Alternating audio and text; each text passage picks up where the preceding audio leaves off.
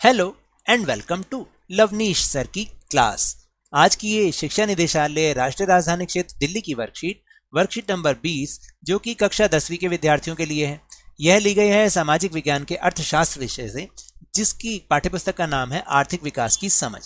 और आज इसमें हम जिस टॉपिक पर चर्चा करने वाले हैं उसका नाम है विकास एवं विकास के लक्ष्य। विकास क्या होता है, तो चलिए बिना समय गवाए शुरुआत करते हैं मेरे साथ और समझने की कोशिश करते हैं। देखिए, आखिर विकास होता क्या है। विकास या प्रगति का विचार हमेशा हमारे साथ रहा है। हम क्या करना चाहते हैं और कैसे जीना चाहते हैं, इसके बारे में हमारी आकांक्षाएं या इच्छाएं हैं कि भाई हम क्या करना चाहते हैं। ये हमारी इच्छा है ना, हमारी आकांक्षा है, या हम कैसे जीना चाहते हैं। तो इसी तरह हमारे पास इस बारे में भी विचार है कि एक देश कैसा होना चाहिए, वे कौन सी आवश्यक चीज़ें हैं जिनकी हमें आवश्यकता है, क्या जीवन सभी के लिए बेहतर हो सकता है, लोगों को एक साथ कैसे रहना चाहिए, क्या अधिक समानता हो सकती है। विकास में इन सवालों के बारे में सोचना और उन तरीकों के बारे में सोचना शामिल है जिनसे हम इन लक्ष्यों को प्राप्त करने की दिशा में काम कर सकते हैं। तो देखिए, अब आपको शायद थोड़ा थोड़ा समझ में आया होगा कि आखिर विकास जो है एक ऐसा शब्द है कि जिसका अर्थ बहुत ही विस्तृत है। इसके अंदर बहुत सारे विचार शामिल होते हैं कि एक देश कैसा होना चाहिए।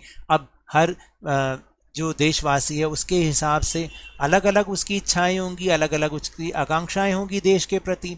फिर उनके साथ समानता का व्यवहार होगा या हो रहा है या नहीं हो रहा है, या कि वो कौन सी चीज़ें हैं जिनसे सबका जीवन बेहतर हो सकता है। तो ये सब चीज़ों के बारे में सोचना, इन सवालों के बारे में सोचना और उन तरीकों के बारे में सोचना कि जिनसे हम इन सवालों के जवाब पा सकें। तो इसी दिशा में काम करने को हम विकास या प्रगति कहते हैं। अब अलग अलग व्यक्तियों के विकास के लक्ष्य अलग अलग हो सकते हैं। ये तो बिल्कुल स्पष्ट है कि हर किसी के लिए विकास का लक्ष्य एक जैसा नहीं हो सकता, और एक के लिए जो विकास हो सकता है वह दूसरे के लिए विकास नहीं हो सकता है।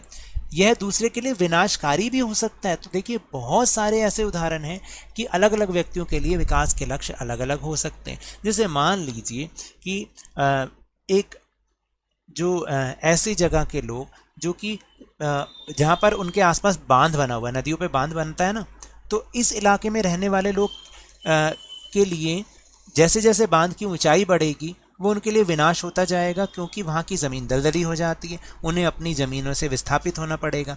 लेकिन यही बांध की ऊंचाई बढ़ना एक बिजनेसमैन के लिए बहुत फ़ायदेमंद होगा, क्योंकि इससे उसकी फैक्ट्री को और अधिक बिजली मिलेगी। तो यही आपको समझाता हूँ कि अलग अलग लोगों के लिए विकास के लक्ष्य अलग हो सकते हैं। यानी अगर बिजनेसमैन के लिए बांध की ऊंचाई बढ़ाना विकास हो सकता है, तो वहाँ आसपास रहने वाले लोगों के लिए वो विकास नहीं बल्कि विनाश हो सकता है। फिर इसके अलावा केवल अधिक आय प्राप्त करना ही विकास नहीं होता। देखिए, अधिक आय प्राप्त करने के साथ साथ एक या दूसरे तरीके से लोग समान व्यवहार, स्वतंत्रता, सुरक्षा और दूसरों के सम्मान जैसी चीज़ों की भी तलाश करते हैं। वे भेदभाव का विरोध करते हैं। ये सभी महत्वपूर्ण लक्ष्य हैं। यानी केवल अधिक आय कमाना ही विकास का लक्ष्य नहीं होता। मान लीजिए आपको ज़्यादा तनख्वाह मिल रही है लेकिन वहाँ आपके साथ व्यवहार अच्छा नहीं होता, तो क्या आप उस अधिक आमदनी को प्राप्त करना चाहेंगे? बिल्कुल नहीं करना चाहेंगे। आप ऐसी जगह जाएंगे जहाँ बेशक से थोड़ी कम वेतन मिल रहा हो लेकिन आपके साथ सम्मान का व्यवहार हो रहा हो। तो ये तो थे टॉपिक। अब हम चल रहे हैं अपने प्रश्नोत्तर की ओर। जैसे पहला प्रश्न है कि आपके लिए विकास क्या है। देखिए, मैंने ये आपकी तरफ से लिखा है कि मेरे लिए विकास का अर्थ यह है कि मैं अच्छे अंक प्राप्त करके अगली कक्षा में जाऊं। यही आपके लिए विकास होगा ना। और इस प्रकार अपनी शिक्षा को पूरी करके अपने आप को जीवन में अच्छी तरह अच्छी जगह स्थापित कर सकूं, ताकि अपने और अपने परिवार की ज़रूरतों को बहुत अच्छे से पूरा कर पाऊं। देखिए, ज़्यादातर स्टूडेंट्स हैं, उनके लिए जो विकास का लक्ष्य वो यही होता है कि वो अच्छे अंक प्राप्त करके अगली कक्षा में जाएंगे और फिर अपनी शिक्षा को जब पूरी कर लेंगे तो अपने आप को जीवन में ऐसी जगह स्थापित करेंगे जहाँ पर आप जो वो अपने और अपने परिवार की ज़रूरतों को बहुत अच्छे से पूरा कर भी पाएंगे। यही उनके लिए विकास का लक्ष्य हो सकता है।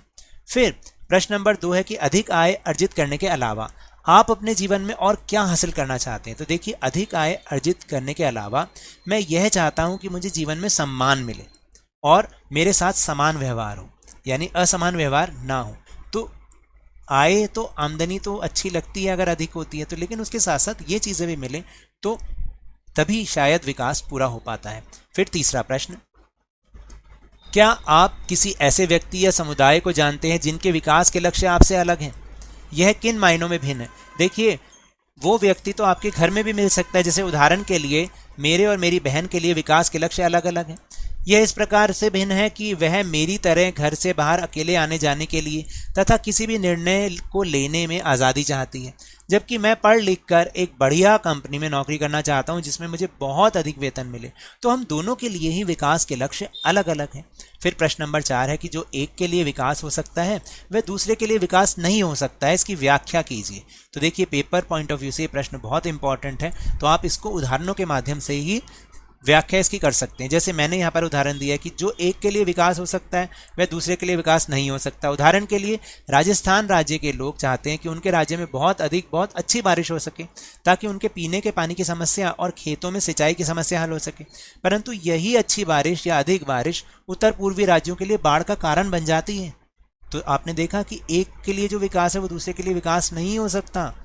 तो ये तो थी आज की वर्कशीट। अगर मेरे इस तरह समझाने से अब आपको समझ में आने लगा है तो इस चैनल और वीडियो को लाइक कीजिए, शेयर कीजिए और सब्सक्राइब कीजिए।